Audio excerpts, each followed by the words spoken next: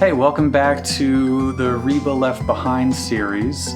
I hope you're enjoying it so far. If you haven't seen the earlier ones, it's fine. I can just catch you up really quick. Reba from Reba, Nicolas Cage from Left Behind, they're married, and they didn't even tell any of their kids about it, which I kind of actually love as kind of a meta reference to the author taking Reba and Left Behind and slamming them together, and even most of the characters in the universes don't know why. I do also want to let you know that you can submit your own fan fiction or fan art of the fan fiction that we read by emailing fanficnight@orderoftheleague.com. Anyway, I hope you love part 3 of the Reba Left Behind series. We had a lot of fun with this episode, and it has some of the most iconic moments of the series, in my opinion. Because this is fanfiction theater, a celebration of naive writing in all of its foibles, flaws, and executions.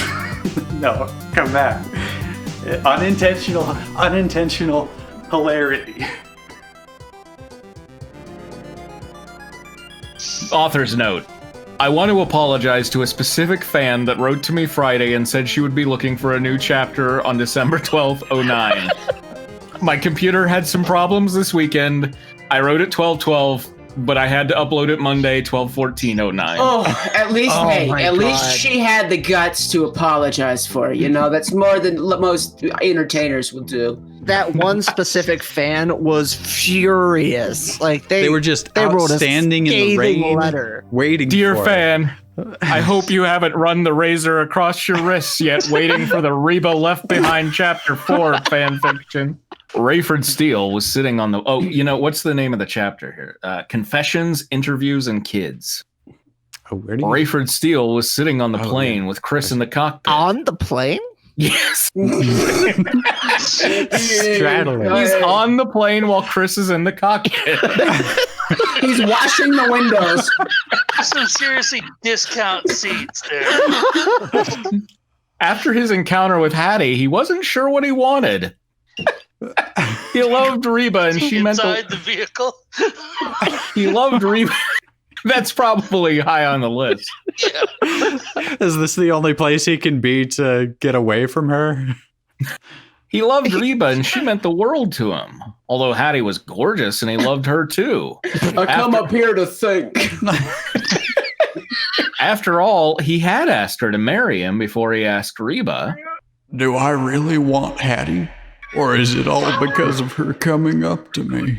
I'm assuming that meant coming on to me, because just coming up to me sounds so ridiculously. A woman came up to me today, and I'm questioning my marriage. Like, she was within my field of vision, and I wanted her. Is that really all there is to it? Rayford asks himself, or so he thinks. He actually asks Satan. He's gaslighting himself. The madman. Who was Chris? Chris was the co-pilot. Yeah, Chris was the co-pilot. I was doing that, right? Yeah. You had him like kind of sarcastic, I think, right? Yeah. Hey, Ray, don't let Reba hear that you are thinking about another woman. It won't be very good on your marriage. So, don't make so loud. So Olivia says Chris is a fucking telepath. Olivia says Chris is a fucking telepath, but remember earlier when he was looking at photos and speaking out loud, even though Chris was like a foot away, he's probably been like saying some of this out loud, you know, like. Well, he asked himself, or so he thought. So yeah, he's just muttering and can't hear that he is. Oh, is that what the Yeah, or so he's he muttering, thinks? and he thinks he's just thinking. He's Got it. like Okay. he's like Bird Girl. He's got a little. I thought. Or the Max. I thought that was saying like he asked himself. Yeah, it was okay. Do I really want Hattie, or is it all because of her coming up to me? Chris says with a Hey, laugh. Ray. Chris says with a laugh.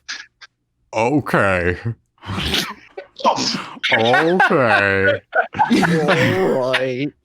Rayford says with a smile.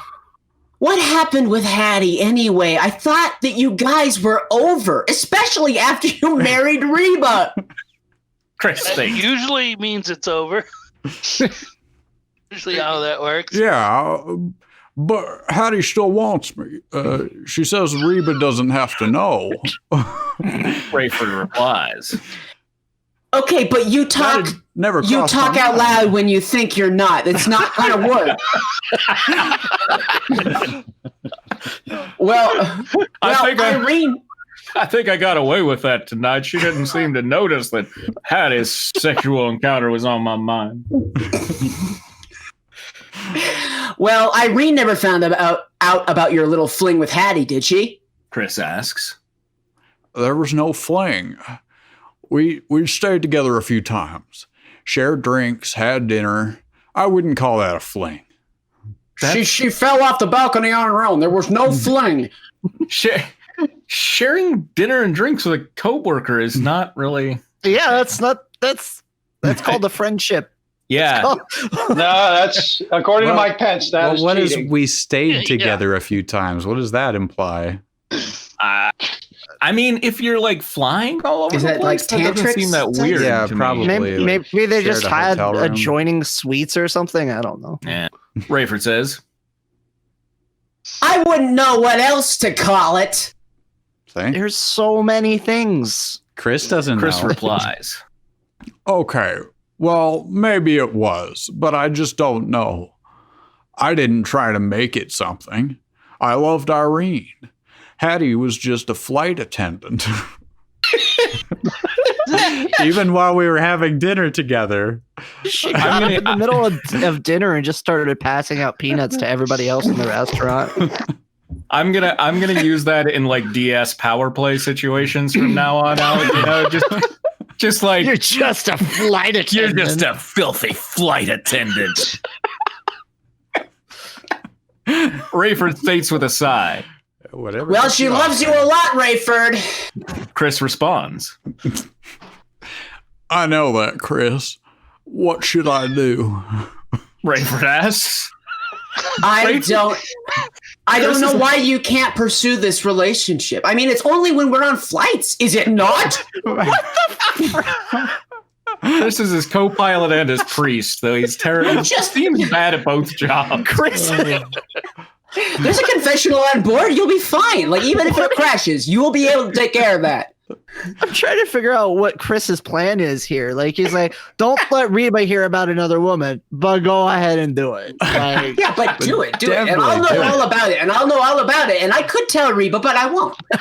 This is about as subtle as the Left Behind books are. Like, they literally have this conversation in Left Behind, and it's like, essentially they're like these leering demon caricatures of non-Christians. Yeah. They're like straight out of a chick tract. So. Anyway, Chris asks Rayford. No, when I was married to Irene, it was an all-time thing. I'm just picturing Nicolas Cage aging. It was as the this all-time conversation is going on. He sounds older and older. No, when I was married to my dearest Irene, it was an all-time thing. I thought I liked it, but really it destroyed my chances to ever love Irene again. If it weren't for Hattie, I would probably still be with Irene. I might even be a member of her church if Hattie and I hadn't had a relationship. Rayford states. Well, was it ever physical? Chris No. asks. Sorry. No. Rayford replies. I couldn't bear to hurt Irene that way. I did think about it a lot. Yeah, I know.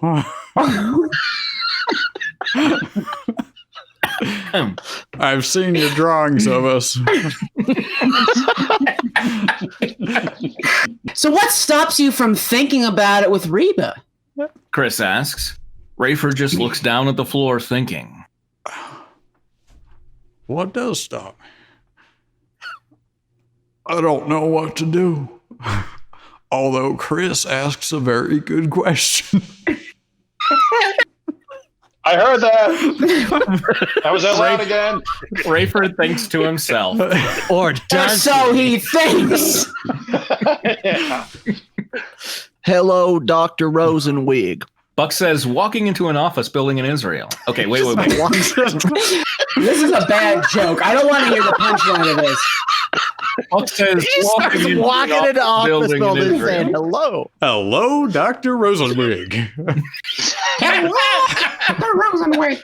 I like to say that whenever I enter an office building. Hello, Dr. Rosenwig. As I always say. Chaim Rosenwig in an Israeli Chaim. in his Israeli accent. Who wants to tackle the Israeli accent and get canceled? You know what? I'm not doing anything, and this is not going to be an Israeli accent, and I'm sure I will offend. Okay. Go for it. Hello, Cameron. Chaim Rosenzweig says in his Israeli accent. Are you here to interview me for your magazine again? I keep telling your people that I don't want to talk to anybody about the formula. I do not want to give the formula away. That's why countries keep attacking us. We aren't giving them what they want, and they attack us for it. I don't know what that was. I like it. I think that was pretty good. Yeah. That was very. I was picturing Kissinger as you did it. It reminded me of all those old Bernie guys in Florida that are like, hello. You know what I'm doing? I'm doing it's got Toshiba guts. That voice from the old SNL sketch. It's like, talk to them like fuck the TV. You like it, you buy it. So I think that's what I'm doing. Okay. From the hover up prices. I think if it's based on old SNL, it's probably perfectly It's tasteful. trying to be perfectly accurate. Yes. I know, doctor, but I think we're forgetting the important thing. You didn't call me Buck, and that's a problem. Everybody calls me Buck. I love this sentence without a comma for direct address. I know, doctor. I know, doctor, but I know, doctor, but I have heard that you may be giving your formula away. Buck asks. He just I know, said. doctor. I've worked with doctor. Doctor is friend of me. You, sir, are no doctor. Yes, Cameron, there is a man in Romania named Nicolae Carpathia. He is trying to make peace in Romania in their lower house. He is 33 years old. He says that he can make peace in the world. Wait, 33 years old and he can make peace in the world. Who's he talking about? Everybody is excited about him being here. Really? Buck asks with genuine interests in his eyes. He's got reading. He's got animal husbandry in there. Yes, you should meet him, Cameron. I have spent a lot of time with him, and he wants us to come together and build a better world together. He wants to be peace. He wants to be peace all over the world. Global unity. He's gonna be peace all over the world. I am excited to see what all he has in store for us. Chaim says. Maybe I can get an interview with him sometime. Buck replies. All right. Maybe. Okay. All right. That's the end of that. Cliffhanger on that. That was just a really great section, I think. Yeah. Uh-huh. Riveting stuff. Riveting. Back in Mount Prospect is that sounds so biblical. That's Reba's magic castle. Reba and Chloe are in the kitchen cleaning up. There is a knock on the door. I wonder who that could be. Reba says, taking her hand out of the dishwater and wiping her hands on her jeans. Then she walks over and opens the door. Cheyenne, Van, Kyra, what are you guys doing here? And you brought Elizabeth? Hi, honey. Do you want to come to Grandma? Reba asks as she takes her from Cheyenne. Hi, Mom. We wanted to surprise you. Cheyenne says, Well, you certainly did. Where is Jake? Reba asks. He wanted to go with Dad instead of come with us. Kira replies. Oh. Reba responds disappointedly. Chloe walks over to them. Hello there. Chloe says. Oh, kids, this is Chloe, Rayford's daughter. Chloe, this is Cheyenne and Kyra and Luke Blackhawk and Misha and Amber and Kotaru. My daughters, my son-in-law Van, and then this is Elizabeth, my granddaughter. I'm an aunt. I didn't expect to be an aunt for several years. She is very cute, Cheyenne. Chloe replies. You. Cheyenne exclaims. There is another knock on the door. Oh boy, I'm scared to find out who that is. I'm feeling mortal terror right now, y'all. Well, Everybody's I got a- already. I got that feeling that you'll get when real danger is at hand. Why describe what your characters are feeling when you can have them say it instead? Like they always say, tell, I don't sure show, am goddammit. scared. Literally, the only people in the world I trust are in this home right now. It's like I always say, God butters the biscuits, but sometimes God bakes the biscuits, but sometimes he bakes a gun in there. So when you butter it, it goes off in your hand. Reba states. Kira stands there just smirking. Reba walks over and opens the door. Standing there is a tall, young blonde boy. Just blonde boy doing what blonde boys do. Remy? Chloe exclaims. With a question mark. Can I do Raimi as a small child? Sure. Oh, yeah. Yeah. Someone with simple morals. Chloe, I didn't know you were home. Raimi hollers, running over to his older sister. Who are these people? This is Dad's new wife, Reba. Her daughter, Cheyenne and Kyra. Her son-in-law, Van. And then our new niece, Elizabeth. Chloe states. Can I hold her? Raimi asks Reba. Reba just looks at Cheyenne. Cheyenne nods yes. Reba curls up in Raimi's arms.